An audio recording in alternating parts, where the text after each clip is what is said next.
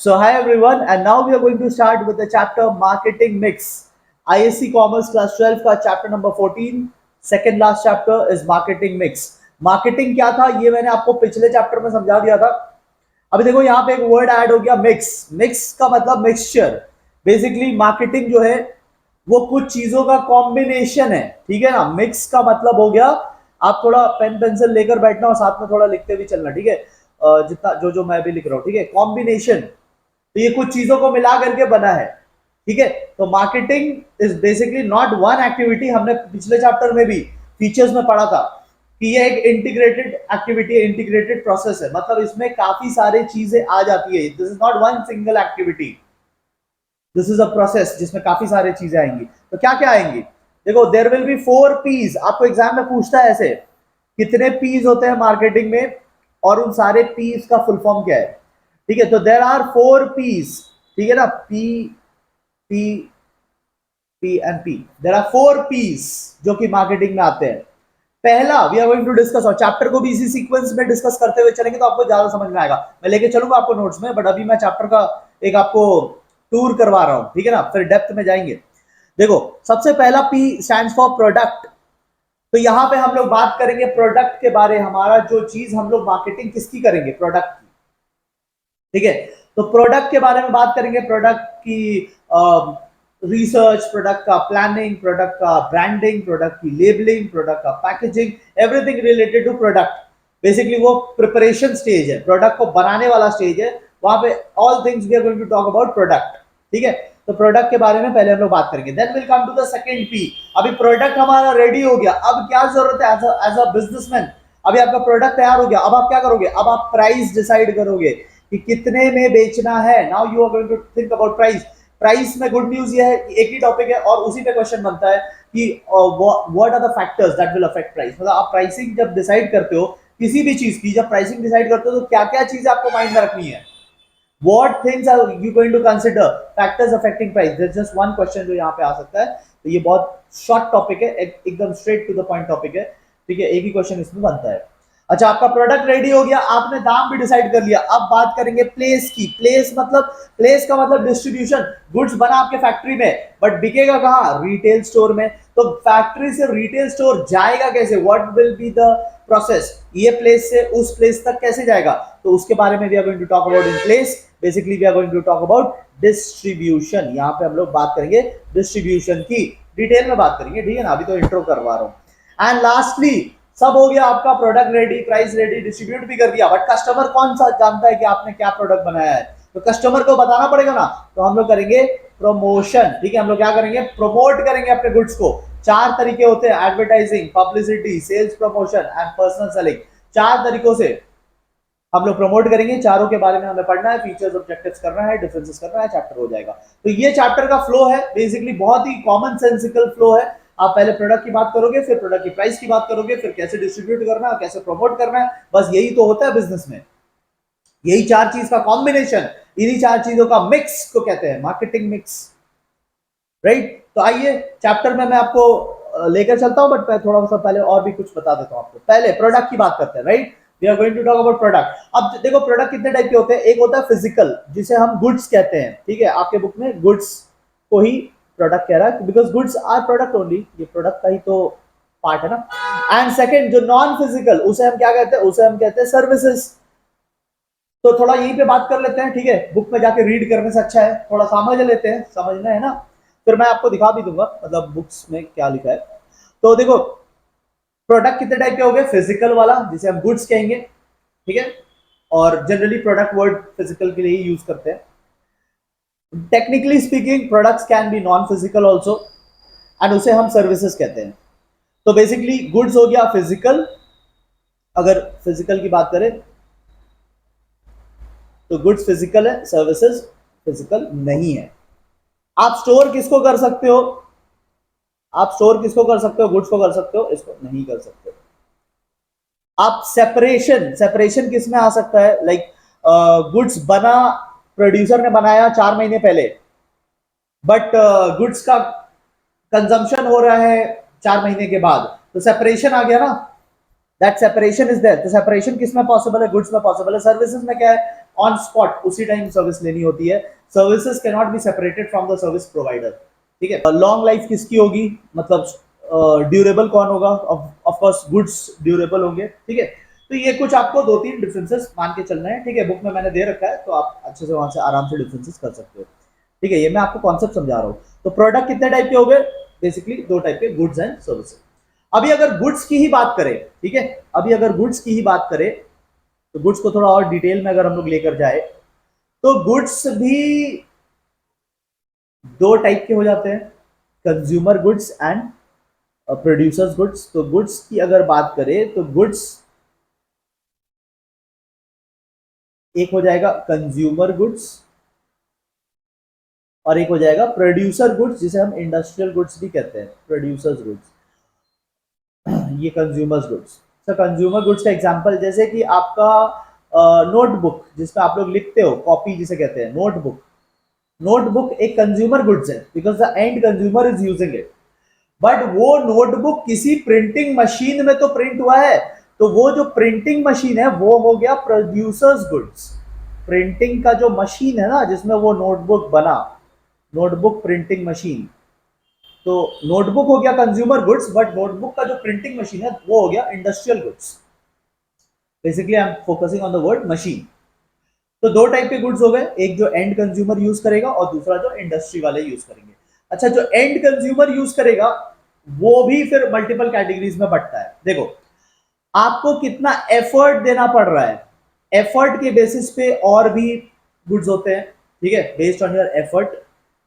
And durability यानी life, product का life कितना है, उसके ऊपर भी गुड्स होते हैं, ठीक है। सो अगर मैं बात करूं, एक सेकंड में कलर चेंज कर लेता हूं। हाँ, अगर मैं बात करूं कि कंज्यूमर गुड्स एफर्ट के बेसिस पे अगर देखा जाए, तो तीन टाइप के होते हैं। Number one, convenience, convenience goods.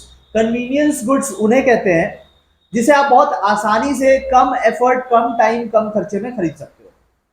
मतलब जैसे आपको नोटबुक खरीदना है, तो घर से उतरोगे, पास वाली स्टेशनरी शॉप में जाओगे, जो हार्डली 5 मिनट्स के डिफरेंस पर रहेगा, और वहां से तुरंत आप 50-60 रुपए में वो खरीद के आ जाओगे। तो एफर्ट कितना लगा? कुछ नहीं, 5 मिनट के अंदर वो कॉपी आपकी हो जाएगी, वो नोटबुक आपकी हो जाएगी। तो इसे हम कहते हैं कन्वीनियंस गुड, मतलब जिसमें कम एफर्ट लगे। दूसरा होता है शॉपिंग गुड्स। दूसरा होता है शॉपिंग गुड्स। शॉपिंग गुड्स किसे कहते हैं? शॉपिंग गुड्स उसे कहते हैं जिसको खरीदने में थोड़ा एफर्ट लगता है। जैसे आपको टेलीविजन खरीदना है या रेफ्रिजरेटर्स खरीदना है, तो ऐसा नहीं है ना कि अभी घर से उतरे और पास वाली दुकान में गए और 5 मिनट के अंदर लेकर आ गए। नो, इसमें थोड़ा टाइम लगता है, थोड़ा आप अलग अलग शॉप्स में जाकर देखोगे, विजिट करोगे, ठीक है। बहुत बार अलग अलग मॉडल्स को आप देखोगे रेफ्रिजरेटर्स के, एंड देन फिर लोन में खरीदना है, इंस्टॉलमेंट में खरीदना है, या पैसे पूरा देकर खरीदना है, वो सब थोड़ा टाइम लगेगा, राइट, थोड़ा एफर्ट तो लगेगा इसमें। तो इसे हम कहते हैं शॉपिंग गुड्स, ठीक है। इसे हम डेली बेसिस पे नहीं खरीदते या वीकली बेसिस पे नहीं खरीदते, इसे हम लेट्स से 5 इयर्स में एक बार खरीदते हैं, 10 साल में एक बार खरीदते हैं, तो ऐसी चीज है, ठीक है। एंड थर्ड, लास्ट, एफर्ट के बेसिस पे जो लास्ट होता है वो होता है स्पेशलिटी गुड्स। ये थोड़े स्पेशल होते हैं। जैसे एग्जांपल हो गया ज्वेलरीज, बहुत ही हाई वैल्यू प्रोडक्ट है, और इसको खरीदने में आपको बहुत ही अटेंटिव रहना है, डुप्लीकेट माल नहीं खरीदना है, पैसे बहुत ज्यादा लगते हैं, चीटिंग का पूरी चांसेस है इसमें, तो you need to be very attentive, ठीक है। ये स्पेशल गुड्स है, ठीक है। तो हम कहां से आ रहे हैं, देखो कैसे लिंक बन रहा है। लिंक से समझोगे तो चैप्टर समझ में आएगा, ऐसे बैठ के पढ़ना स्टार्ट करोगे तो आपको कुछ समझ में नहीं आएगा, ठीक है। जो मैं करवा रहा हूँ वही सिलेबस में है, बाकी कुछ एक्स्ट्रा सिलेबस में नहीं है, ठीक है। आप मेरा बुक ले लो तो आपको ज्यादा एफर्ट नहीं लगेगा। आप स्कूल बुक से करोगे तो आपको यही प्रॉब्लम रहेगा कि what is in the syllabus and what is not in the syllabus, आपको पता नहीं रहेगा। मैं जो करवा रहा हूँ सब सिलेबस वाला, ठीक है। मैं आपको एक बार फिर से लिंक में लेकर चलता हूँ। सबसे पहले हमने प्रोडक्ट का बात किया। प्रोडक्ट क्या होता है? जो कंज्यूमर खरीदेगा, जो सेलर बेचेगा, जो सेलर बनाएगा, ठीक है। प्रोडक्ट कितने टाइप के होते हैं? फिजिकल है तो गुड्स, नॉन फिजिकल है तो सर्विस। दोनों का मैंने आपको थोड़ा ब्रीफ बता दिया।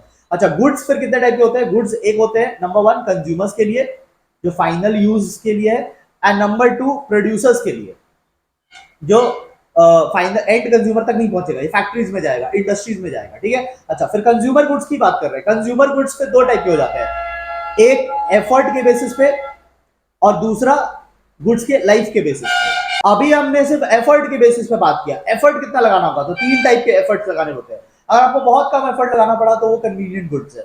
अगर आपको थोड़ा सा एफर्ट देना पड़ा है, थोड़ा टाइम लगा है, थोड़ा पैसे ज्यादा लगे हैं, तो वो शॉपिंग गुड्स है। और आपको अगर बहुत टाइम लगा, बहुत एफर्ट लगा, बहुत पैसे लगे, तो फिर वो स्पेशल गुड्स है, जैसे ज्वेलरीज हो गया, ठीक है, फ्लैट खरीदना हो गया, आप कोई फ्लैट खरीद रहे हो, कार खरीद, बड़ी चीजें खरीद रहे हो, तो वो होता है स्पेशल गुड्स, ठीक है।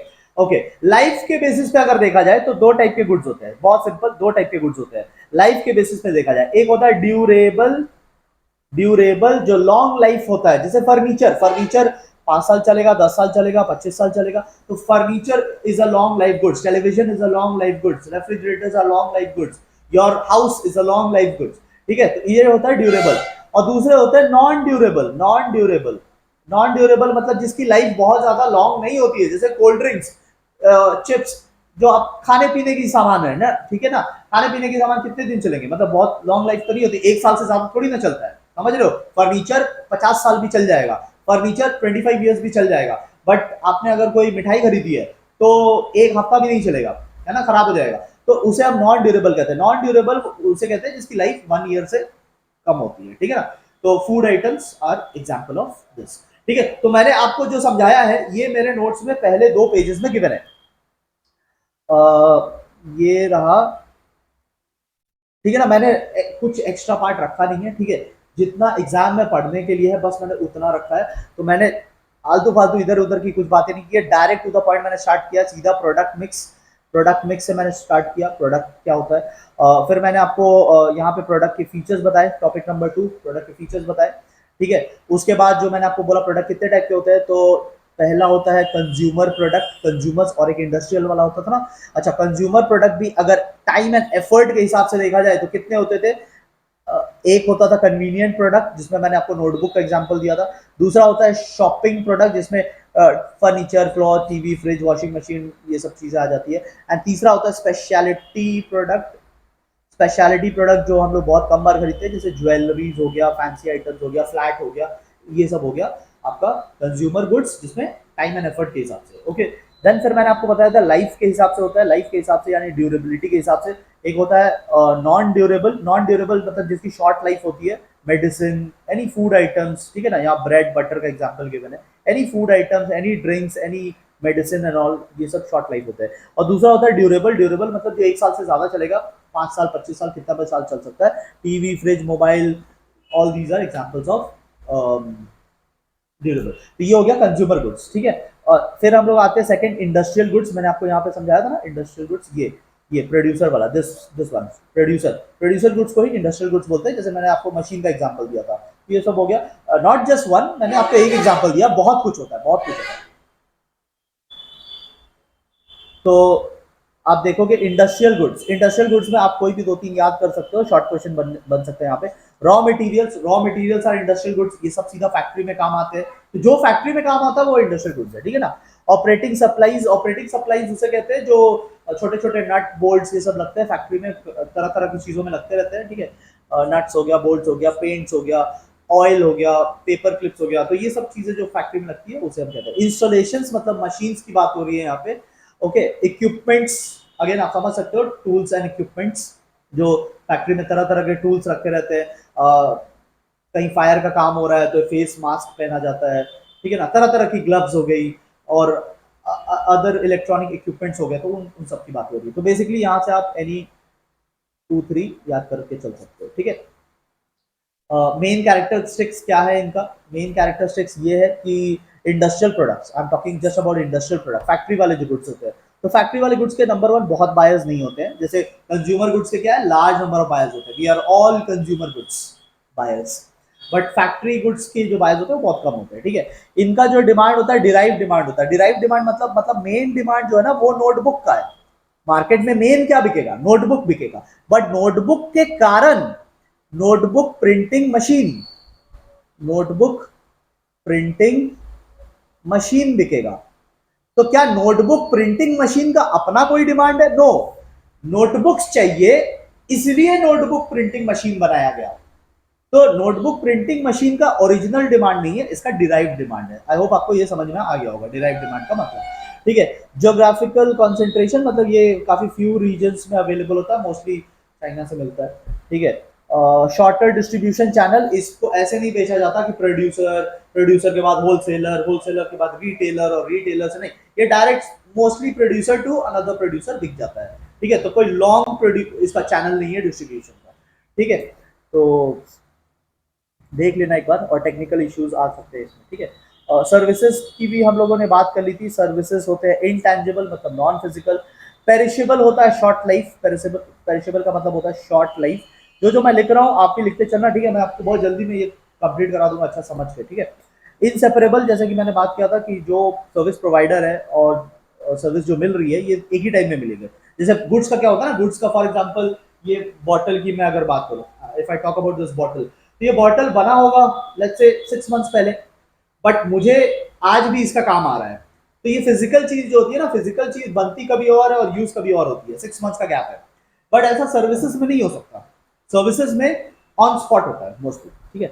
एंड सर्विसेज जो होते हैं हेट्रोजीनियस होते हैं। हेट्रोजीनियस मतलब हर बार अलग अलग होता है, ठीक है। जैसे आपका टीचर अगर आपको कोई कॉन्सेप्ट समझा रहा है, तो हो सकता है वो लास्ट ईयर किसी और एग्जाम्पल से समझाया हो, इस ईयर वो अलग एग्जाम्पल से समझा रहा है, अगले साल फिर वो अलग एग्जाम्पल से समझाएगा। तो क्या है ना, है एक ही चीज बट थोड़ा डिफरेंस हो जाता है, ठीक है ना। मतलब कंटेंट सेम है बट कंटेंट समझाने का तरीका अलग हो जाता है। तो दैट इज हेट्रोजीनियस, मतलब होमोजीनियस नहीं है, सेम नहीं है। Products can be homogeneous also, goods can be homogeneous, क्योंकि मशीन से बनते हैं ना, तो मशीन से बनते हैं, मशीन प्रोग्राम के हिसाब से चलता है, वो एक जैसा बना सकता है। बट इंसान तो प्रोग्राम के हिसाब से नहीं चलते ना। आप देखोगे एक डॉक्टर जब पेशेंट को सर्विस देता है तो वो किसी के लिए बहुत अच्छा होता है। कुछ पेशेंट बहुत तारीफ करते हैं कि यार ये डॉक्टर बहुत अच्छा है, बट कुछ पेशेंट्स को आप देखोगे उसी डॉक्टर के बारे में खराब बोलेंगे, यार ये इसके पास मत जाना और तबीयत बिगाड़ देगा ये। तो क्या होता है, सर्विसेज आर हेट्रोजीनियस, सबके लिए सब्जेक्टिव होता है, ठीक है। तो ये फर्स्ट 2 पेजेस आप मेरे बुक से कर लो, ठीक है। मैंने कुछ भी एक्स्ट्रा पार्ट नहीं रखा है अपने बुक में, जितना सिलेबस में है बस उतना ही रखा, आपको उतना ही करना है, ठीक है। बुक में आप देखोगे, अपने स्कूल बुक्स में देखोगे तो बहुत कुछ एक्स्ट्रा है, आपका काफी टाइम लॉस होगा उसमें, यही पता करने में कि इज इट कमिंग और नॉट। मुझे बहुत सारे स्टूडेंट्स का मैसेज आता है, वो मेरे को स्क्रीनशॉट भेजते हैं, अपने बुक्स का फोटो भेजते हैं, सर ये पार्ट आ रहा है कि नहीं, वो पार्ट आ रहा है कि नहीं, क्यों मजाक कर रहे हो, क्यों इतना टाइम वेस्ट कर रहे हो। Don't waste your time, just get this book, ठीक है। मैक्सिमम लोगों के पास ये बुक है, lot of people have bought it, ठीक है।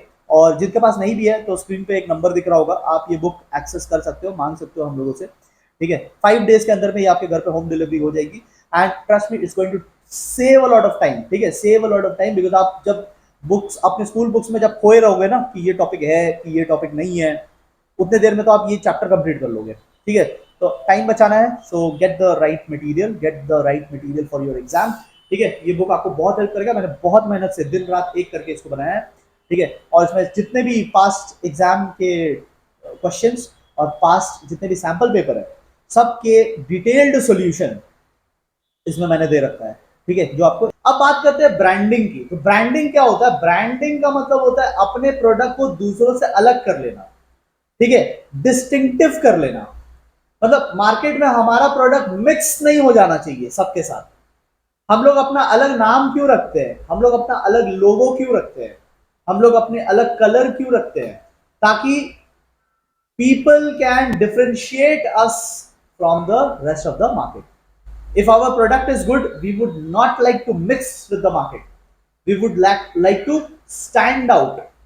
तो एक डिस्टिंक्टिव आइडेंटिटी देना, अपने प्रोडक्ट को एक डिस्टिंक्टिव आइडेंटिटी देना, एक पर्टिकुलर ब्रांड नेम देना, एक पर्टिकुलर लोगो देना, एक पर्टिकुलर कलर देना, किसी भी तरीके से अपने आप को अलग रखना, standing out from the market, that is called branding, ठीक है। तो कोई भी नाम दे देना, जैसे Pepsi, Pepsi is a name, उससे एक पर्टिकुलर ब्रांड को पहचानते हैं। सिंबल यानी लोगो हो गया। कलर भी हो सकता है, जैसे कैडबरी, पर्पल कलर, तो दूर से ही आपको पता चलेगा कि it is Cadbury, purple colour से ही आइडेंटिफाई कर लोगे। तो colour, name, shape, symbol, these are all called brands, branding techniques, ठीक है। अच्छा, फिर एक छोटा सा टॉपिक है about trademark. What is trademark? देखो, अगर ब्रांड आपने बना लिया, that is only branding, but brand को रजिस्टर करवा लिया, कोर्ट में जाकर के आपने सर्टिफाइड करवा लिया, now nobody else can use it, ठीक है। तो और registered brand is called trademark, ठीक है। इट एंजॉयज लीगल प्रोटेक्शन, ठीक है। तो आप देखोगे जैसे एडिडास, तो कोई और एडिडास नाम नहीं यूज कर सकता, अब थोड़ा बदल के यूज करते हैं, that's a different thing, but Adidas specifically कोई यूज नहीं कर सकता because it is a registered brand, it is a trademark.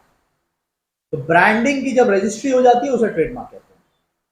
अगर किसी और ने उसको कॉपी कर लिया, एग्जैक्ट कॉपी कर लिया, तो केस हो जाएगा, ठीक है ना, कोर्ट केस हो जाएगा। ओके, आइए एडवांटेजेस देखते हैं, यहां से आप 2-3 करके चल सकते हो, ठीक है, 3 कर लेना फॉर द मार्केटर्स एंड 2-3 कर लेना फॉर द कंज्यूमर्स। तो मार्केटर्स को क्या फायदा है, प्रोड्यूसर्स को क्या फायदा है ब्रांडिंग करा के? नंबर 1, प्रोडक्ट डिफरेंशिएट हो जाएगा, ठीक है, अगर आपने कोई अच्छा प्रोडक्ट बनाया है तो आप नहीं चाहोगे कि ये मिक्सअप हो जाए बाकी दुनिया के साथ भी, you would like your products to stand out, लोग दूर से ही आइडेंटिफाई कर ले आपके प्रोडक्ट को, तो इसीलिए आप ब्रांडिंग करना चाहोगे, branding makes your product different from the others, ठीक है। फैसिलिटेट्स एडवर्टाइजिंग, खुद ही एडवर्टाइजिंग हो जाता है, आप सोचो आप किसी मॉल में गए और मॉल में आपको दूर में पर्पल पर्पल कलर की चॉकलेट दिख रहे हैं, तो कोई डाउट है क्या कि वो कैडबरी के अलावा कुछ और होगा? You know it is Cadbury, भले ही आप पढ़ नहीं पा रहे हो दूर से, लेकिन कलर देख के ही समझ गए, तो एडवर्टाइजिंग हो गया ना, प्रमोशन हो गया, बच्चे लोग वही देख के दौड़ेंगे उधर, ठीक है, अपने पेरेंट्स के साथ दौड़ेंगे उधर चॉकलेट की तरफ। डिफरेंशियल प्राइसिंग, आप एक अलग प्राइसिंग रख सकते हैं, ठीक है, मतलब कोई और अगर उतना चॉकलेट बनाएगा तो वो 50 रुपीज में बेचेगा, बट कैडबरी उसी चॉकलेट को 80 रुपीज में बेचता है, वाई? ब्रांड, ब्रांड के वजह से आप ज्यादा दाम में चीजों को बेच सकते हो, पीपल आर रेडी टू पे स्लाइटली मोर फॉर ब्रांड। कपड़ों में देख लो, लोग कपड़े खरीदते हैं ब्रांडेड वाले कपड़े, सेम मटेरियल का एक नॉन ब्रांडेड शर्ट 500 का बिकेगा, सेम मटेरियल का एक ब्रांडेड शर्ट 1500 में बिकेगा, वाई दिस डिफरेंस? ब्रांड, ठीक है। लोअर सेलिंग कॉस्ट, बेचने का जो खर्चा आता है वो कम होता है, because dealers in the market accept branded products quickly, तो आपको ना उनको ज्यादा कमीशन देने की जरूरत नहीं कि भाई मेरा गुड्स बिकवा दो, ज्यादा कमीशन देंगे, आपको पता है कि आपकी गुड्स तो वो लेकर जाएंगे, you don't have to approach them, they will approach you कि भैया हमें अपने गुड्स बेचने दो, so you don't have to give them commissions, you don't have to offer a lot of discounts, तो बेचने में आपको बहुत ज्यादा खर्चे नहीं लगेंगे। सेलिंग कॉस्ट की बात हो रही है, ठीक है, ध्यान रखिए, सेलिंग कॉस्ट है, प्रोडक्शन कॉस्ट नहीं है, बनाने का खर्चा नहीं है, सेलिंग कॉस्ट की बात हो रही है। बेचने के टाइम जो खर्चा होता है ना, एडवर्टाइजिंग करना पड़ता है, डीलर्स को कमीशन देना पड़ता है, एजेंट्स जो है मार्केट में उनको कमीशन देना पड़ता है कि हमारी गुड्स बिकवाओ, तो ये ज्यादा नहीं करना पड़ेगा क्योंकि आपका ब्रांड है ना, एस्टैब्लिश्ड है, तो ऐसे ही बिक जाएगा, don't have to spend much, ठीक है। और नया, हाँ, नया कोई प्रोडक्ट लॉन्च करना है तो जल्दी हो जाएगा because people already know you.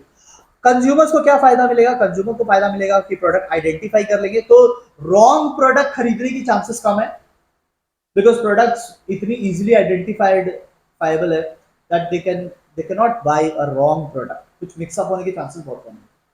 Quality ensure करता है, जनरली ब्रांडेड प्रोडक्ट, ब्रांडिंग कौन करेगा? Which producer would want to stand out from the market? जिसकी क्वालिटी अच्छी होगी, जिसकी क्वालिटी खराब होगी वो तो सोचेगा कि भीड़ में घुस जाए, बिक जाएगा इसी बहाने, और जिसकी क्वालिटी अच्छी होगी वो ब्रांडिंग करेगा, तो ब्रांडिंग वाले जनरली अच्छे क्वालिटी के जनरली होते हैं, नॉट ऑलवेज बट जनरली, ठीक है।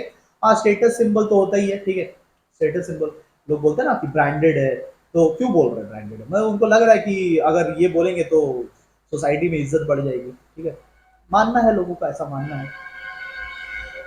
ओके, नेक्स्ट पार्ट हम लोग देखते हैं, some essentials of a good brand, मतलब अच्छी ब्रांड होने के लिए क्या क्या चीजें जरूरी है। तो यहाँ पे ना कोई बहुत बड़ी क्वेश्चन नहीं बनेगी, आप एनी टू करके चलना और कॉमन सेंस से भी बता सकते हो, ठीक है। सबसे पहला जो आपका ब्रांड नेम होना चाहिए वो ब्रीफ एंड सिंपल होना चाहिए। आपने फ्रेंच वर्ड डाल दिया, आपने जर्मन, जापानीज, ये सब वर्ड डाल दिया फैंसी दिखाने के लिए, ऐसा वर्ड्स रखो जो लोग बोल पाए, ठीक है। आप देखोगे जो बहुत ही फैंसी कैफेज होते हैं, क्या क्या आइटम का नाम रखते हैं, ऑर्डर देने टाइम आप बोल ही नहीं पाओगे कि नाम क्या लिखा हुआ है, तो ऐसा नहीं करना चाहिए, ठीक है, ऐसा नहीं करना चाहिए, दैट इज रॉन्ग। आप ऐसी चीज नाम रखो जो कि ब्रीफ एंड सिंपल हो, जो कस्टमर बोल सके, कस्टमर याद रख सके, कस्टमर ठीक से प्रोनाउंस कर सके, तो that's essential for a brand. And आप और क्या कर सकते हो, आप हाँ, ऐसा नाम रखो जो कि डिफिकल्ट टू इमिटेट हो, मतलब कॉपी करने में इजी ना हो, ऐसा नाम रखिए, ठीक है। अब बहुत सारे ब्रांड है मार्केट में जो थोड़ा सा लेटर्स इधर उधर किया एक नया नाम बन जाता है, तो आप ऐसा नाम रखिए जिसको बहुत ज्यादा कॉपी कोई ना कर पाए, ठीक है ना। तो वरना फिर क्या है कि आपका ब्रांड चल गया तो तुरंत डुप्लीकेट प्रोडक्ट आ जाते हैं, थोड़ा सा नाम इधर उधर कर दिया, एक ए एक्स्ट्रा लगा दिया, एक आई एक्स्ट्रा लगा दिया, नाम बदल जाता है। तो क्या है ना कि आपको ऐसा नाम चुनना चाहिए which is not easily, which can not be easily copied. ठीक है, तो दिस वॉज अबाउट ब्रांडिंग। मैं अपने बुक में पेज 136 पे हूँ। ठीक है, अपने बुक में पेज 136। नेक्स्ट जो टॉपिक आता है that is labelling. So what is labelling? I don't know आपको स्क्रीन पे कितना दिखेगा। अब जैसे ये बॉटल है, ठीक है, तो या कोई भी प्रोडक्ट में एक लेबल लगा रहता है, आपको दिख रहा होगा स्क्रीन पे। तो एक लेबल लगा रहता है, this label gives information about the product, ये कहाँ बना है, ठीक है, इसमें क्या मटेरियल लगा बनाने में, इसकी प्राइस क्या है, इसकी मैन्युफैक्चरिंग डेट क्या है, इसको कब तक यूज कर सकते हैं। So all that is labelling. So information about the product is provided through labelling. Labelling ऐसे लगा हुआ भी रह सकता है प्रोडक्ट में, या फिर सेपरेटली अटैच्ड भी हो सकता है। जैसे जब आप कपड़े खरीदने जाओगे, शर्ट खरीदने जाओगे, तो उसमें प्राइस टैग लगा रहता है ना, उसमें मटेरियल क्या यूज हुआ, कहाँ पे बना, क्या प्राइस है, ठीक है, तो डिटेल्स लिखा रहता है। तो providing details about the product is called labelling. ठीक है, it is obligatory on the part of, obligatory मतलब कंपलसरी है, ठीक है, उसका ऑब्लिगेशन है, compulsory for the manufacturers to provide the details about the product. ठीक है, तो बेसिकली प्रोडक्ट का डिटेल इज कॉल्ड लेबलिंग। इसकी क्या एडवांटेजेस होती है? एडवांटेजेस ये होती है कि कस्टमर को सर्विस मिल जाता है, कस्टमर को जो भी प्रोडक्ट के बारे में जानना हो वो वहां से पढ़ सकता है, बिकॉज एक एक चीज तो सेलर नहीं बताएगा ना। तो you can just go pick up the product and read the label. तो लेबल रीड करके आपको बहुत सारी इंफॉर्मेशन मिल जाएंगी। ठीक है, प्राइस वेरिएशन नहीं कर सकता सेलर। अगर इसमें लिखा है कि ये बॉटल 120 रुपीज का है, तो फिर ये बॉटल मुझे 120 तक में ही मिलेगा, मतलब he can't sell it for more than 120। ठीक है, so that is what price variation, मतलब इसमें मैं प्राइस पढ़ लूंगा तो मुझसे वो चीटिंग नहीं कर पाएगा प्राइस को लेकर। ठीक है, एडवर्टाइजिंग भी हो सकता है, अगर लेबलिंग काफी अट्रैक्टिव हो तो उससे एडवर्टाइजिंग भी हो जाता है। लोग मतलब कोई और प्रोडक्ट खरीदने के जगह इसी को खरीद लेंगे, because it looks good, attractive है। ठीक है, और कस्टमर इससे सुपीरियोरिटी ऑफ द प्रोडक्ट पता कर सकते हैं। When you read the content, तो उससे आपको पता चल जाता है कि ये प्रोडक्ट कितना सुपीरियर क्वालिटी का है, या इसमें कितने इंफीरियर क्वालिटीज की चीजें मिलाई गई है, तो वो आपको लेबल के कंटेंट पढ़ते समझ में आ जाएगा। ठीक है, एंड हाँ, ये स्टैंडर्ड प्रोडक्ट है कि नहीं वो भी पता चल जाएगा। जैसे अभी आपको स्क्रीन पे तो नहीं दिखेगा, बट इसमें एक आईएसआई मार्क है। ठीक है, स्क्रीन पे नहीं दिखेगा, शायद स्क्रीन पे नहीं दिखेगा मे बी, बट इसमें यहाँ पे एक आईएसआई मार्क है। तो ये मार्क से समझ में आता है that the product is of standard quality. ठीक है, क्योंकि आईएसआई मार्क हर प्रोडक्ट में नहीं होता है, तो अगर इसमें है मतलब it is of standard quality. ठीक है, तो दैट्स अबाउट लेबलिंग। लेबलिंग को बस इतना ही पढ़ना। हाँ, मैं वही बोल रहा हूँ कि बुक में बहुत सारी और चीजें दी भी हो सकती है, उनको लेकर टाइम वेस्ट ना करें, आप उतना ही पढ़े जितना मैं करवा रहा हूँ, क्योंकि सिलेबस में बस इतना ही रहेगा। और पैकिंग क्या होता है? पैकिंग मतलब जस्ट प्रोडक्ट को पैकेट के अंदर डाल देना, दैट इज पैकेजिंग। और पैकेजिंग क्या होता है? पैकेजिंग मतलब डिजाइनिंग ऑफ द प्रोडक्ट। ये दोनों अलग अलग चीजें हैं, कंफ्यूज मत हो जाना। ठीक है, कंफ्यूज मत हो जाना, एक बार फिर से बोल रहा हूं, ध्यान से सुन लेना। पैकिंग का मतलब, यानी जहां मैंने नंबर 1 लिखा है, नंबर 1 पैकिंग, स्पेलिंग में डिफरेंस है। Packing, what is packing? Packing is just inserting the product in the packet. ठीक है, packing is inserting the product in the packet. और ये नंबर 2 वाला क्या है? पैकेजिंग। पैकेजिंग का मतलब क्या होता है? पैकेजिंग का मतलब वो जो पैकेट में डाला ना आपने, वो पैकेट की डिजाइनिंग, उस पैकेट की प्रिपरेशन, उसे हम कहते हैं पैकेजिंग। ठीक है, ओके। कितने टाइप के होते हैं? 3 टाइप्स के होते हैं पैकेज। Number 1, primary packet. जैसे टूथपेस्ट, टूथपेस्ट एक ट्यूब में गया तो वो ट्यूब को हम कहेंगे प्राइमरी पैकेट। क्या पर्पस है? प्रोडक्ट को यूजेबल बनाना। प्रोडक्ट को यूजेबल बनाना, टूथपेस्ट जब निकालते हैं तो ट्यूब को प्रेस करके निकालते हैं ना, तो प्रोडक्ट को यूजेबल बनाने के लिए होता है प्राइमरी। नंबर 2 होता है सेकेंडरी। सेकेंडरी, अभी वो टूथपेस्ट का जो ट्यूब है, वो ट्यूब भी एक बॉक्स के अंदर जाता है। जो आप मार्केट से खरीदते हो तो बॉक्स खरीदते हो ना, बॉक्स के अंदर वो ट्यूब निकलता है। तो उसका क्या फीचर है? उसका फीचर है प्रोटेक्शन। तो tube was for making the product usable, box is for protecting the tube.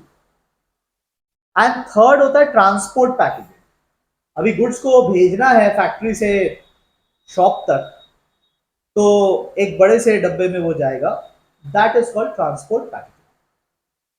ठीक है, आइए हम लोग पैकेजिंग के बारे कुछ दो तीन इंपॉर्टेंट फीचर्स देख लेते हैं। सबसे पहले पैकेट ऐसा बनाओ जो प्रोडक्ट को यूजेबल बनाए। जैसे टूथपेस्ट के लिए ट्यूब, तो ट्यूब है तो टूथपेस्ट यूज करना इजी हो जाता है, तो पैकेट का सबसे पहले ये फीचर होना चाहिए।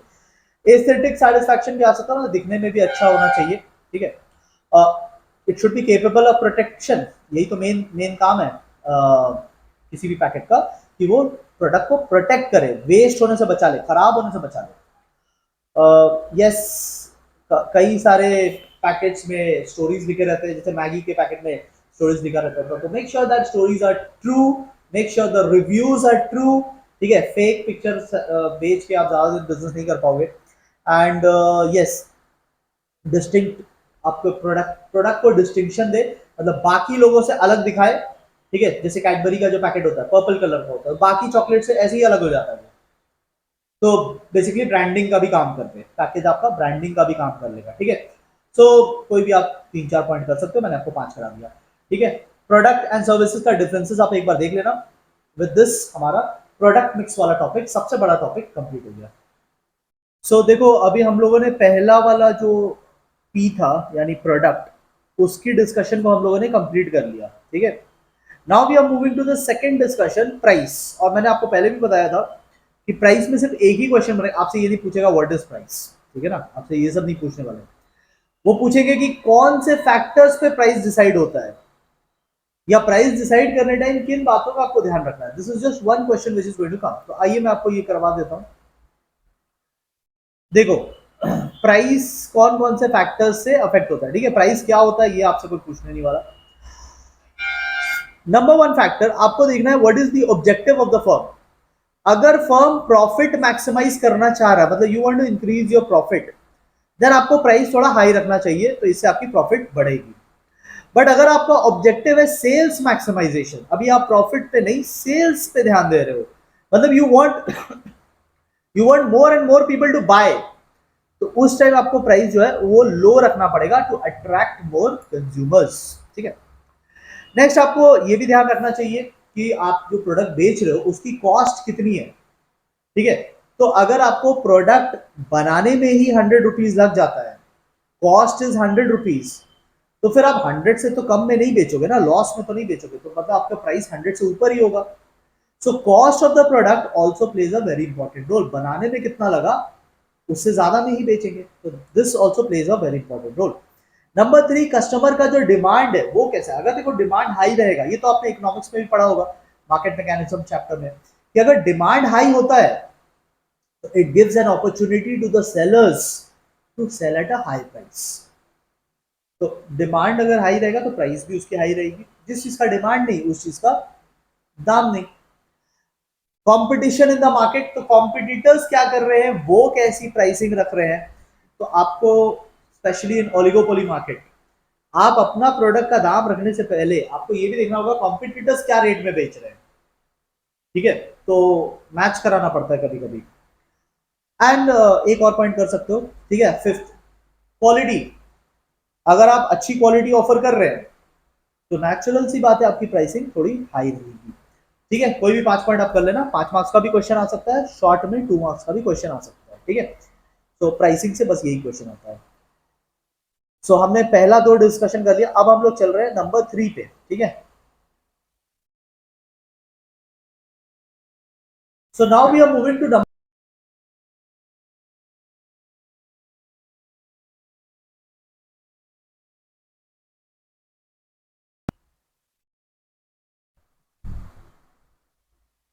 डिस्ट्रीब्यूशन की बात करेंगे।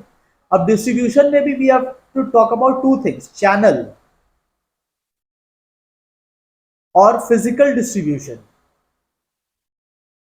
2 चीजों का बात हमें इसमें करना है। देखो मैं ऐसे समझा दे रहा हूँ ना, तो आपको टॉपिक पूरा समझ में आ जाएगा, तो बाकी तो रीड कर लेना एक बार। ठीक है, मैं आपको यहाँ पे डिटेल में समझा देता हूँ। चैनल का मतलब क्या हुआ, चैनल का मतलब हुआ कि कौन सा मीडियम आप यूज करेंगे। प्रोड्यूसर टू कंज्यूमर जो गुड्स जाएगा तो कैसे जाएगा? This is first option, direct channel बोलते हैं इसको, डायरेक्टली प्रोड्यूसर से कंज्यूमर तक जाता है, तो this is called direct channel या जीरो लेवल चैनल, बिकॉज बीच में जीरो मिडलमैन है। Number two, producer sorry producer, then बीच में एक रिटेलर आ जाएगा एंड देन कंज्यूमर, तो बीच में देर इज वन मिडलमैन, इसे हम कहेंगे वन लेवल चैनल, ये इनडायरेक्ट है। पहला वाला डायरेक्ट था, बाकी सारे इनडायरेक्ट है। Number two, most common, producer, producer से होलसेलर, होलसेलर से retailer and retailer to consumer. ठीक है, तो इसमें दो लोग आगे बीच में, this is called two level. ये भी इनडायरेक्ट है, इनडायरेक्ट इसलिए क्योंकि बीच में मिडलमैन आ गए। And last you have fourth one which is three level channel, producer, agent, wholesaler, retailer and then consumer. तो बीच में तीन लोग आ गए। एग्रीकल्चर में मोस्टली ऐसा होता है, किसान जो प्रोड्यूसर है क्रॉप्स का, वो एजेंट्स को बेचता है, एजेंट्स फिर मार्केट में लेकर के जाते हैं। ठीक है, सो आपको कौन सा अपने लिए प्रोडक्ट के लिए चैनल सूटेबल रहेगा? Number one is direct and बाकी तीन इज इनडायरेक्ट। ठीक है, depending on your product you can choose the best one. ठीक है, अब हमें इसके बारे में शॉर्ट नोट आ सकता है, तो शॉर्ट नोट में आप क्या क्या लिखोगे? देखो, एक बात कर सकते हो, क्या क्या लिखना है मैं आपको ऐसा स्ट्रक्चर बता देता हूं जिससे कि आपका दो तीन पॉइंट बन सकते हैं। मतलब किसी का भी शॉर्ट नोट आएगा ना, जैसे ये पहला वाला आपको बोला कि इसको समझाओ, short write a short note on direct channel या write a short note on two level two middleman मतलब टू लेवल, किसी पे भी शॉर्ट नोट आएगा तो आप क्या लिखोगे? सबसे पहले आप बात करना number one, how many middleman की। ठीक है, तो मिडलमैन कितने हैं, मिडलमैन कितने हैं वो बता देना, पहली चीज आप वो बता देना। नंबर टू, आप बता देना कि इकोनॉमिकल कौन सा है, इकोनॉमिकल। देखो, जितने ज्यादा मिडलमैन रहेंगे उतना ज्यादा खर्चा बढ़ेगा। ठीक है, नंबर थ्री, आप बता देना टाइम किस में ज्यादा लगेगा, तो ऑफकोर्स ज्यादा लोग रहेंगे तो ज्यादा टाइम वहां लगेगा। ठीक है, बिकॉज एक पर्सन से दूसरे पर्सन को जाएगा, दूसरे से तीसरे को जाएगा, तो इसमें टाइम भी ज्यादा लगेगा। तो एक बात आप टाइम की कर सकते हो, और एक बात आप कर सकते हो कौन से प्रोडक्ट के लिए कौन सा सूटेबल है। ठीक है, तो एक बात आप प्रोडक्ट की कर सकते हो। तो जब भी आपको कोई भी डेफिनेशन समझाने को आएगा ना, तो आप ये चार चीज माइंड में रखना कि मैं अपने आंसर स्क्रिप्ट में चार बातें बता करके आऊंगा। I'm going to talk about how many middlemen are there. I'm going to talk about खर्चा कितना पड़ेगा. I'm going to talk about time कितना लगेगा, and I'm going to talk about which product is suitable in that particular channel. चार channel है, चार channel में से चारों में एक एक आप याद कर लेना, वो मेरे नोट्स में गिवन है। ठीक है, बट मैं आपको बता रहा हूँ याद करने का तरीका कि ये चार चीज लिख कर आएंगे, चारों में आपका आंसर 4 लाइन का बन जाएगा। 2 मार्क्स का आएगा मैक्सिमम, अगर शॉर्ट नोट आया तो 2 मार्क्स आपको आराम से मिलेंगे 4 पॉइंट। ठीक है, फिजिकल डिस्ट्रीब्यूशन पे जाने से पहले मैं आपको एक और टॉपिक इसमें से करा देता हूं, वो है फैक्टर्स। किन फैक्टर्स का ध्यान रखना है डिसीजन लेने टाइम, मतलब मेरे लिए कौन सा चैनल बेटर रहेगा, तो ये कुछ फैक्टर्स पे डिपेंड करता है। Which channel is best for me depends on certain factors. तो अभी मैं आपको फैक्टर्स कराता हूं, वो मैं आपको सीधा नोट से कराता हूं। ठीक है, तो जिनके पास मेरा बुक है वो आ जाइएगा,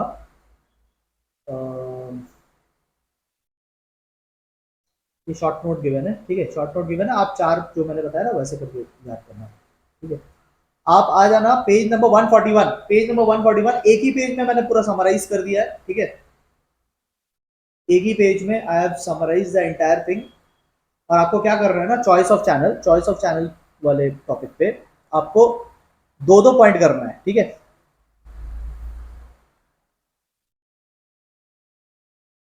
आपको क्या करना है, टू टू पॉइंट्स ईच करना है। ठीक है, तो 2 पॉइंट आप यहाँ करोगे, 2 पॉइंट आप यहाँ करोगे, 2 पॉइंट नीचे वाले में लिखोगे, 2 पॉइंट करके चलना। ठीक है, एटलीस्ट 2 पॉइंट करना, बाद में आपको और टाइम मिले तो और कर लेना।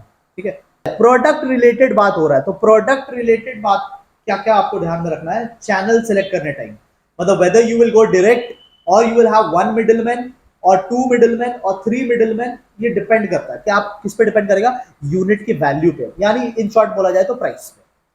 इन शॉर्ट बोला जाए तो प्राइस पे। देखो, जो मिडिल मैन है वो अपना अपना कमीशन लेंगे, वो फ्री में तो काम करेंगे नहीं।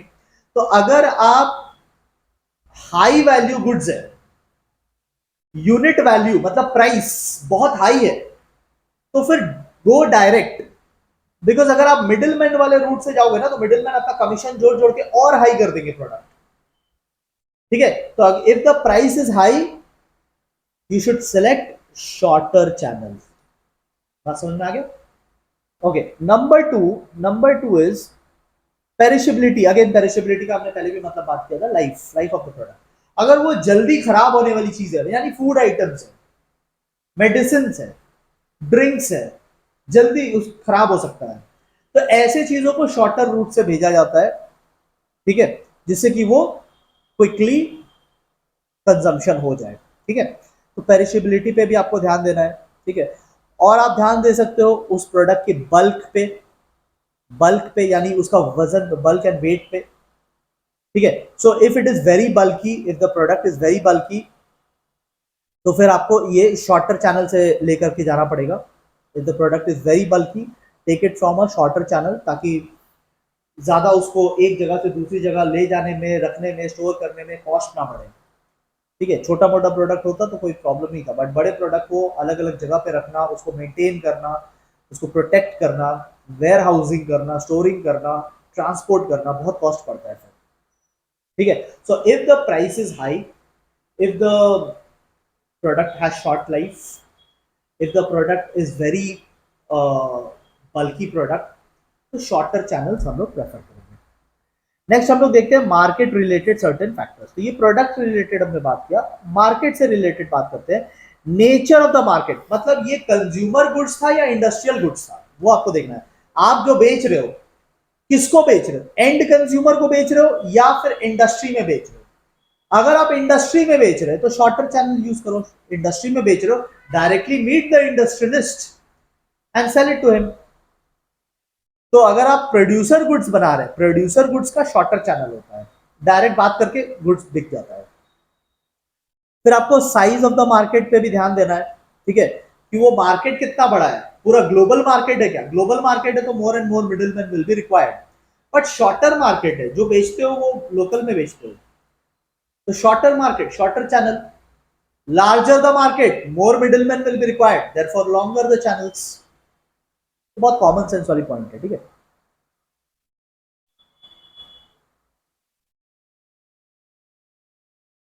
देन अगेन यहां पे आप दो पॉइंट कर लीजिएगा।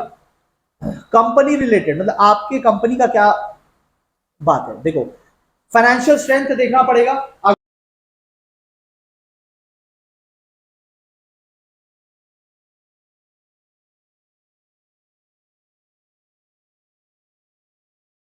Amount of funds is required for your own channel. अगर ओन चैनल बनाना चाहते हो, खुद का डिस्ट्रीब्यूशन सिस्टम रखना चाहते हो, तो पैसे बहुत लगेंगे।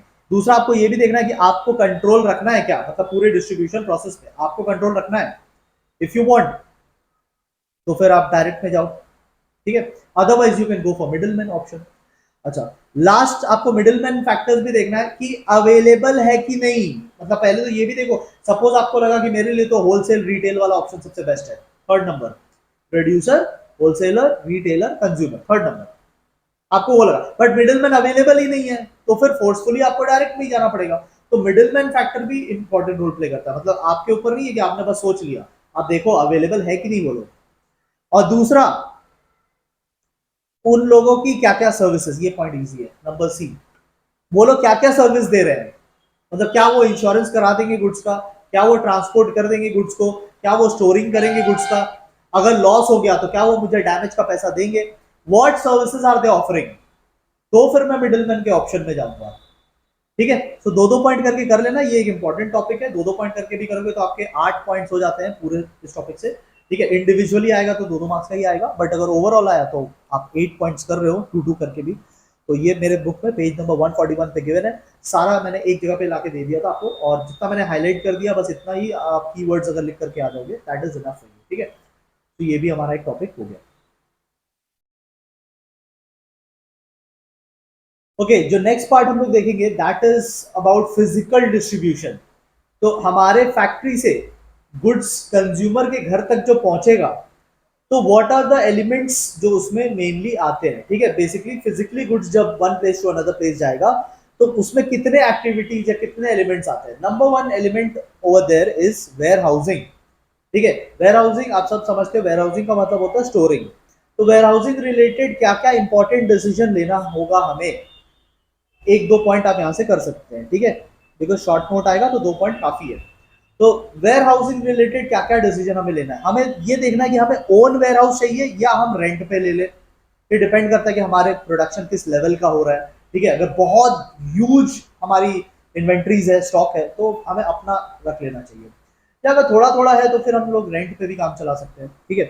फिर आपको ये देखना है कि आपको वेयर हाउसेस कितने लगेंगे, ठीक है, how many warehouses do you need, rent पे भी ले रहे हो तो क्या आपको इंडिया के 4 बड़े शहर दिल्ली, मुंबई, कोलकाता, चेन्नई, क्या आपको 4 बड़े शहर में वेयर हाउसिंग करने से हो जाएगा, आपका सारा डिस्ट्रीब्यूशन यहीं से हो जाएगा, या फिर आपको बहुत इनवर्ड्स भी जाकर के वेयर हाउसिंग करना है। तो ये आपका प्रोडक्ट पे डिपेंड करता है, आपका प्रोडक्ट कितना ज्यादा फ्रीक्वेंटली बिकता है उस पर डिपेंड करता है। So these are some of the warehousing decision you need to take. तो आपको वेयर हाउसिंग का अगर शॉर्ट नोट आएगा तो एक आप वेयर हाउसिंग का मतलब बताओगे, warehousing means storing the goods, and फिर आप क्या क्या डिसीजन लोगे उससे रिलेटेड वो आप एक दो पॉइंट बताओगे, शॉर्ट नोट में आपको 2 मार्क्स मिल जाएंगे, ठीक है।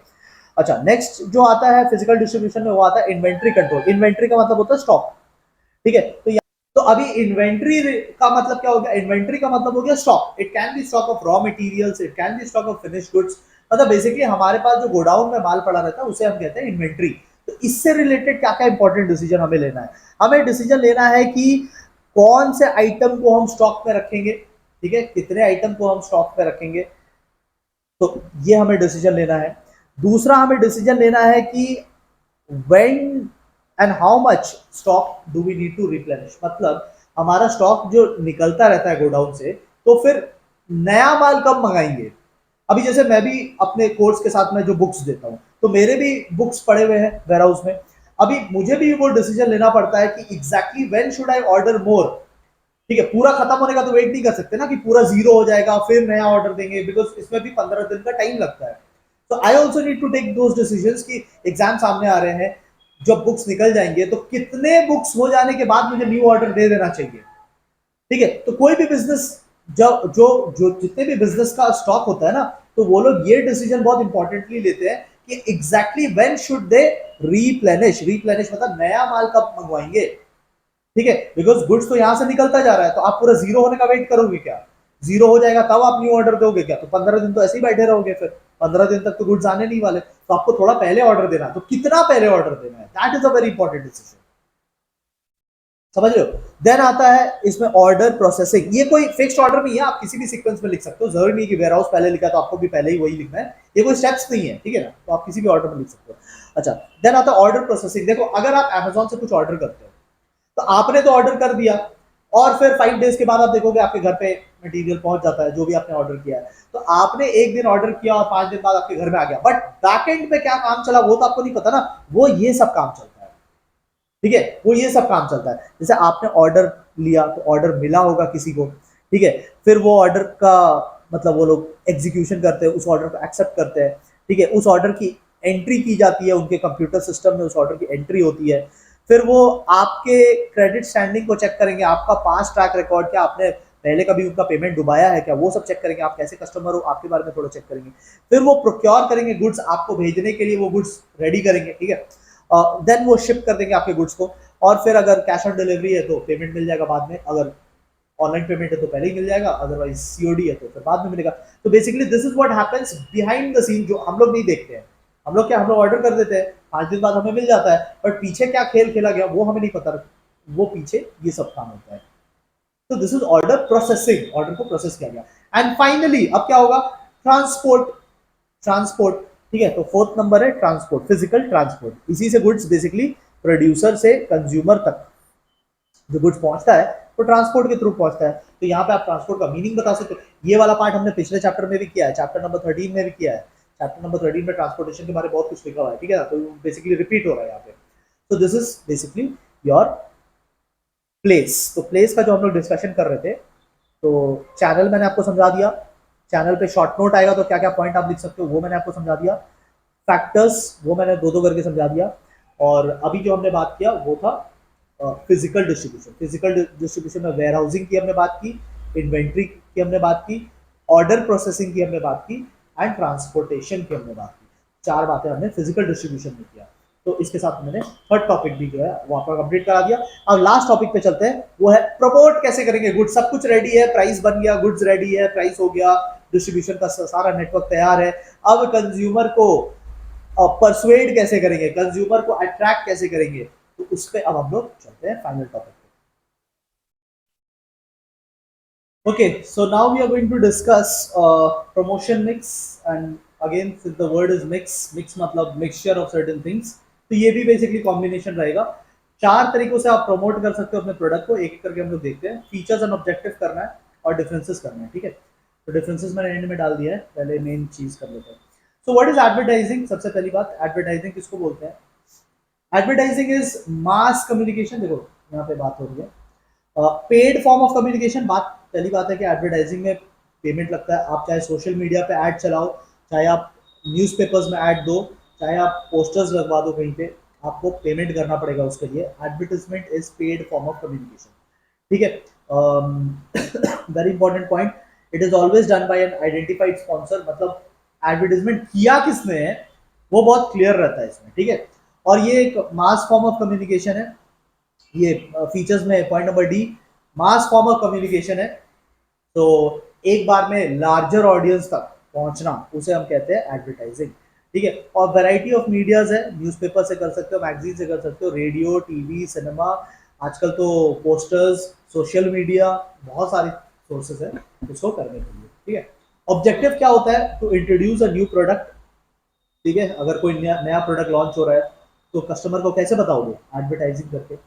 लॉयल्टी क्रिएट करना, बार बार आप उस प्रोडक्ट की याद दिलाते हो कस्टमर को, ताकि कस्टमर बार बार आए, बार बार खरीदे और वो एक लॉयल कस्टमर आपका बन जाए, ठीक है। कंपटीशन को अगर बीट करना हो तो कस्टमर्स को लगातार याद दिलाना पड़ेगा कि देखो भाई हम हैं मार्केट में, आ जाओ हमारे पास, ठीक है। इससे you prepare the ground for the salesman visit. Salesman जो घर घर जाते हैं और प्रोडक्ट बेचते हैं, तो कस्टमर को अगर पहले से आइडिया रहे कि कौन सा प्रोडक्ट है, तो सेल्समैन को ज्यादा एंटरटेन करेंगे वो लोग। Otherwise the customer don't have any idea about the product, तो शायद वो सेल्समैन को गेट से ही भगा दे, ठीक है।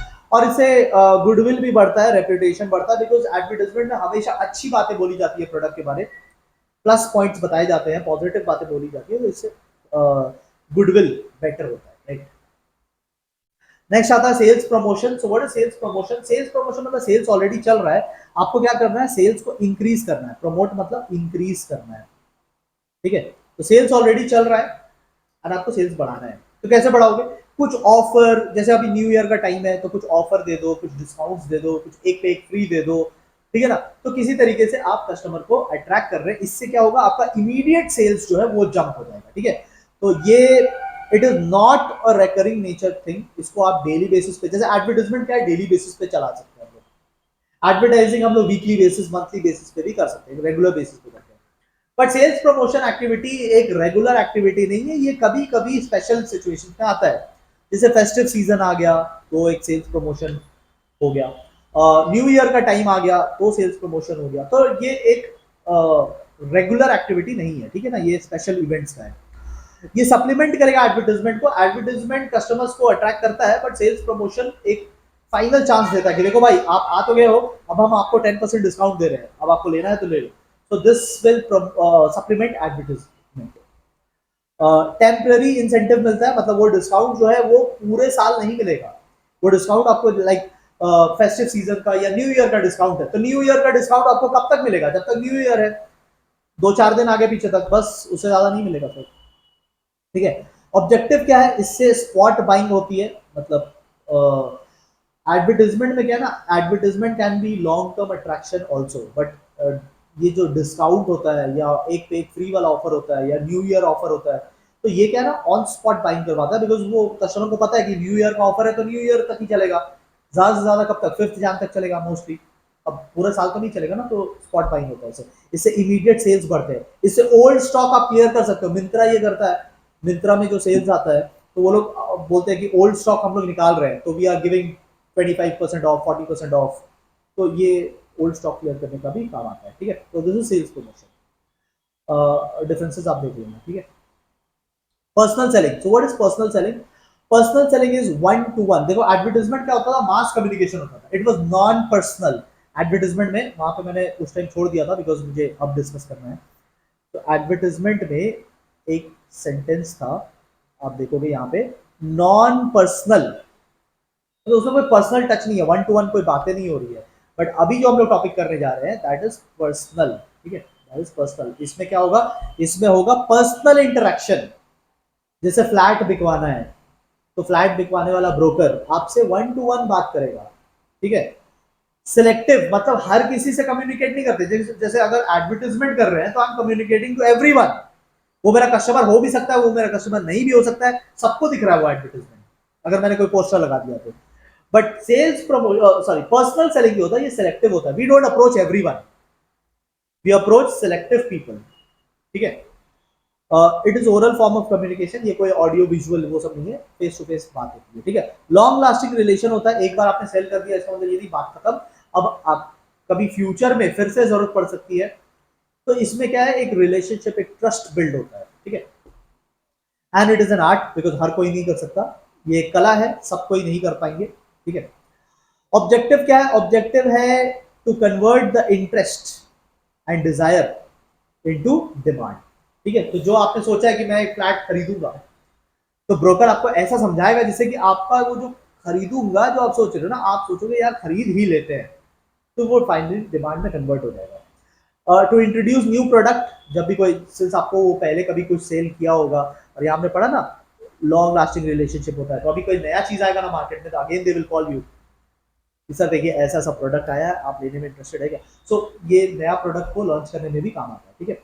कस्टमर के ग्रीवांसेस सॉर्ट आउट हो सकते हैं, आपको कोई कंप्लेन है तो आप कंप्लेन करो, वो उसका इमीडिएट आपको सोल्यूशन बताएंगे, ठीक है। ये डीलर्स को भी परसुएट करने का काम आता है कि हमारा गुड्स आप बेचिए, तो it is not only for the consumers, and consumers, it can B for the dealers also, for the wholesalers, for the retailers, कि आप हमारे गुड्स को अपने शॉप में प्लीज सेल कीजिए, तो दिस इज पर्सनल सेलिंग, ठीक है। एंड लास्ट आता है publicity. Publicity is just like advertisement, but the main difference is कि एडवर्टाइजमेंट पेड है, पब्लिसिटी मे और मे नॉट बी पेड। पब्लिसिटी का क्या होता है ना, लिखा है नॉट डायरेक्टली पेड, इसमें पेमेंट मतलब एडवर्टाइजमेंट जैसा नहीं होता है, ये हो भी सकता है पेड, बट ये कभी कभी विदाउट पेमेंट भी हो जाता है, एडवर्टाइजमेंट जैसा नहीं है। Publicity can be, publicity is also mass communication, ठीक है, जैसे एडवर्टाइजिंग मास कम्युनिकेशन था, ये भी मास कम्युनिकेशन है, बट वो क्या था ना, आइडेंटिफाइड स्पॉन्सर था, एडवर्टाइजमेंट में आइडेंटिफाइड स्पॉन्सर था, we knew who was doing it, but publicity में sponsor may not be directly involve, ठीक है ना, वो पर्दे के पीछे रह के कर सकता है कभी कभी, ये सेलिब्रिटी लोग करवाते हैं ना, आप देखे होंगे सेलिब्रिटी लोग एयरपोर्ट्स में जाते हैं और फिर कैमरामैन को बोलते हैं अरे आपको कैसे पता चला कि हम लोग आ रहे हैं, भाई तुमने पहले से मैसेज करके बुलाया है उनको, ठीक है। तो कभी कभी वो लोग खुद ही अपना पब्लिसिटी करवाते हैं, ठीक है, एयरपोर्ट में जाने से पहले मीडिया वालों को बोल देंगे आ जाओ भाई हमारी तस्वीरें ले लो, ठीक है, और फिर एयरपोर्ट में सबके सामने एक्टिंग करेंगे कि अरे आपको कैसे पता कि हम आ रहे थे। तो कभी कभी क्या होता है ना, स्पॉन्सर आइडेंटिफाइड नहीं भी होना चाहता है, वो दिखाना चाहते हैं कि हम लोग इसमें इन्वॉल्व नहीं थे, अपने आप पब्लिसिटी होनी है, ठीक है। तो ये सब भी चलता है, ठीक है। पब्लिसिटी कहाँ कहाँ हो सकता है, तो एग्जैक्टली वहीं वहीं हो सकता है, जहां जहां एडवर्टाइजमेंट हो सकता है वहां वहां पब्लिसिटी भी हो सकता है, ठीक है। हाँ एक बात बहुत इंपॉर्टेंट है, पॉइंट नंबर 5 देखोगे, publicity can be negative also. Advertisement में हमने पढ़ा था कि उससे गुडविल बढ़ता है, क्योंकि उसमें सिर्फ पॉजिटिव बातें करते हैं, बट पब्लिसिटी में क्योंकि ये may not be always by the sponsor, may be by outside forces, तो ये नेगेटिव भी हो सकता है, लोग नेगेटिव चर्चा भी कर सकते हैं, मतलब न्यूज़पेपर में छपा बट गलत खबर छप गया, तो it can be negative also, ठीक है। ऑब्जेक्टिव्स में to inform the people about someone और समथिंग, ठीक है, तो मतलब यहाँ पे it's not always about the product, something मतलब product, but it can be about someone also, person के बारे में भी हो सकता है, जो बॉलीवुड सेलिब्रिटीज लोग होते हैं ना, पर्सन अपनी पब्लिसिटी खुद ही करवाते हैं। To draw public attention, attention grab करने का ये तरीका है, तो बेसिकली मीडिया में बने रहना है, ठीक है ना, मतलब ग्लैमरस लाइफ है, अब जैसे फिल्म स्टार्स लोगों का तो यही है ना, उनको तो बस मीडिया में बने रहना है कैसे भी करके, मूवी नहीं आ रही है तो कुछ कंट्रोवर्सी कर लो, but anyhow public life में बने रहना है उनको, ठीक है। तो वो जनरली ये सब यूज करते हैं, ठीक है, नॉट डायरेक्टली, कभी कभी इनडायरेक्टली, कभी कभी वही खुद ही पैसा देके करवा लेते हैं, बट ये बेसिकली होता है, ठीक है। प्रोडक्ट्स के लिए बहुत कम ये यूज होता है, जनरली ये पर्सन्स के लिए यूज होता है, यहाँ लिखा ना सम वन, तो सम वन के लिए ज्यादा यूज होता है, सम थिंग्स के लिए कम यूज होता है, बट हो सकता है, ठीक है, किसी के लिए भी यूज हो सकता है। तो दैट इज अबाउट पब्लिसिटी, ठीक है। तो हाँ, सिलेबस में क्या क्या है, सिलेबस में मीनिंग पूछ सकता है, फीचर्स पूछ सकता है, ऑब्जेक्टिव्स पूछ सकता है एंड डिफरेंसेस। तो सब चीज़ मैंने यहाँ पे दे दिया है, समझा दिया मैंने आपको। डिफरेंसेस आप एक बार कर लेना एंड उसके बाद फिर जिनके पास मेरा बुक है तो क्वेश्चन बैंक में लाइक कितना आपको लिखना है। क्वेश्चन बैंक में यस, इसमें क्या किया ना मैंने, जो चैप्टर नंबर 13 है, ये देखो यहाँ लिखा ना बोथ, तो मैंने क्या किया है, जो आपका चैप्टर नंबर 13 है प्लस चैप्टर नंबर 14 है, दोनों तो मार्केटिंग के ऊपर है ना, तो दोनों के क्वेश्चन बैंक को मैंने यहाँ कंबाइन कर दिया है, ठीक है। जितनी भी बार क्वेश्चंस आए हैं 5 एग्जाम में, कितने मार्क्स ले आए हैं और आपको कितना लिखना है, वो मैंने यहाँ पे आपको लिख के दिया है। ये टाइप है तो आप ऐसा मत सोचना कि सर इतना लिखने से 4 मार्क्स मिलेगा क्या, आप जब हाथ से लिखोगे ना तो ये आंसर बड़ा हो जाएगा। और क्वेश्चन तो कितना सिंपल पूछा ना, what is marketing research, chapter number 13 से। तो बेसिकली चैप्टर जब आपका खत्म हो जाए तो आपको ये कंप्लीट करना है, ठीक है, ये आपको कंप्लीट करना है। इसमें मैंने उतना ही लिख कर दिया है जितना आपको एग्जाम में लिख करके आना है, ठीक है। एग्जामिनर्स कमेंट भी यहाँ पे लिखा हुआ है, आंसर एग्जैक्टली कितना लिखना है, इसमें मैंने एक एक चीज पे रिसर्च किया, आप देख सकते होगे कितना मैंने एक एक अंडरलाइनिंग तक किया, वर्ड टू वर्ड मैंने पढ़ पढ़ के इसको बनाया है, टाइप किया है, जहां जहां अंडरलाइन करना था सब आपके लिए अंडरलाइन कर दिया, कीवर्ड्स आपके लिए अंडरलाइन कर दिया है फॉर ऑल द आंसर्स, ठीक है। जब जब वो क्वेश्चन आया है 3 मार्क्स ले आया तो 3 मार्क्स, जब 5 मार्क्स ले आया तो वो भी मैंने आपको बता दिया कि 5 मार्क्स ले आया है, तो फिर 5 मार्क्स वाले में आप कितना लिखोगे, ठीक है। तो 4 आपने पॉइंट लिखा, एक आपने इंट्रो लिखा, तो इसमें आपको 5 मार्क्स मिल जाएगा। तो एग्जैक्टली फिर आपको ऐसे ही एग्जाम में लिख करके आना है। समझ तो आप यूट्यूब से लोगे, ठीक है, बट लिखना कितना है वो आप मेरे बुक से कर सकते हैं। जिनके पास मेरा बुक है, जिन जिन लोगों ने कोर्स खरीदा है, कोर्स के साथ तो आपको जाएगा ही, ठीक है, बट जिनको फुल कोर्स नहीं चाहिए, सिर्फ बुक चाहिए, तो सिर्फ बुक के लिए आप व्हाट्सएप नंबर दिख रहा होगा स्क्रीन पे, तो आप उस व्हाट्सएप पे अप्लाई कर सकते हैं, ठीक है। 5 डेज मैक्सिमम लगता है, 5 डेज रफली, ठीक है ना, एक दो दिन आगे पीछे हो ही सकता है, 5 डेज रफली लगता है डिस्पैच होकर आपको मिलने तक।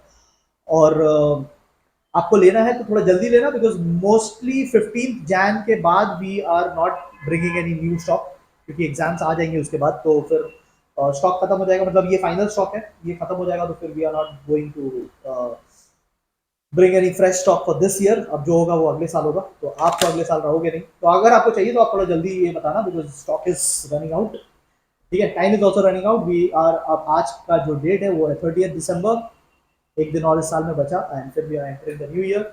सो आई होप कि आपका अगला साल बहुत अच्छा जाएगा। आप प्रिपरेशन अपनी दम लगा के करो, जो भी आपको पूछना है आप कमेंट बॉक्स में अच्छा, पूछना है का मतलब है कोई डाउट पूछना है तो, ठीक है, ये वीडियो कब आ रहा, वो वीडियो कब आ रहा, वो सब मत पूछो, आपको पूछना है तो आप डाउट्स पूछिए, ठीक है, टॉपिक रिलेटेड चीज़ें पूछिए, तो वो सब मैं आपको ज़रूर रिप्लाई करूँगा, ठीक है, अगर आप कॉन्सेप्ट रिलेटेड डाउट्स पूछते हो तो, ठीक है। और बाकी तो हम लोग सिलेबस ऑलमोस्ट एंड कर ही चुके हैं, ठीक है। Thank you so much everyone and अच्छे से प्रिपरेशन करो। अब बाकी चीज़ें छोड़ दो, न्यू ईयर वगैरह वो सब बेकार की बात है, आप पूरा फोकस अपने एग्जाम पे कीजिए, ठीक है। We are almost 90% done in commerce and eco both. Eco में भी मेरा एक चैप्टर बाकी है, कॉमर्स में भी एक चैप्टर बाकी है, तो रफली तो मैंने सब करा ही दिया है, ठीक है। So not a big deal, अगले 2-3 दिन में सभी कंप्लीट हो जाएंगे।